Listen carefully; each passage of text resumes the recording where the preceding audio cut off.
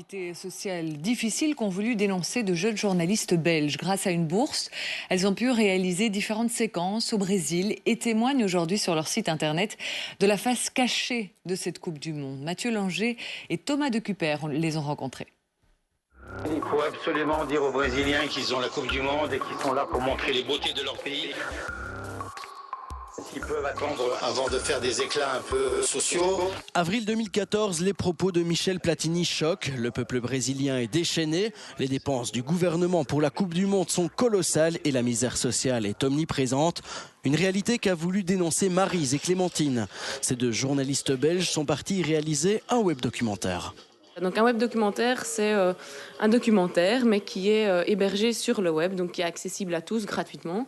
Nous, on a décidé d'aborder 4 thèmes: les enfants des rues, les mouvements sociaux, donc avec les manifestants, les prostituées avec le tourisme sexuel, et les délocalisations, les expulsions forcées des populations qui habitent dans les favelas. 4 thèmes pour 4 réalités criantes investiguées sur le terrain il y a 5 mois. L'équipe a tourné dans les quartiers défavorisés de Fortaleza, une des 12 villes hôtes de la Coupe du Monde.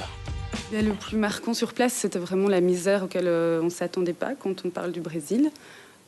C'est un paradoxe auquel on doit faire face au Brésil. C'est une situation de tous les jours et donc on peut comprendre vraiment cette colère. Copa para Quiem, la Coupe du Monde pour qui? Ce titre n'a pas été choisi au hasard et a pour but d'interpeller la population. C'est vraiment ça qui compte pour nous aussi, c'est d'arriver à interpeller, sensibiliser la population belge sur, voilà, c'est un événement sportif qui est génial, ça rassemble des gens, il y a toute une fête autour et ça on dénigre pas, on critique pas ça non plus, pas du tout. Mais à côté de ça, il y a des impacts sociaux. Voilà, il faut en être conscient. Sorti en mai dernier, ces vidéos comptent déjà plus de 30 000 vues en une vingtaine de jours à peine.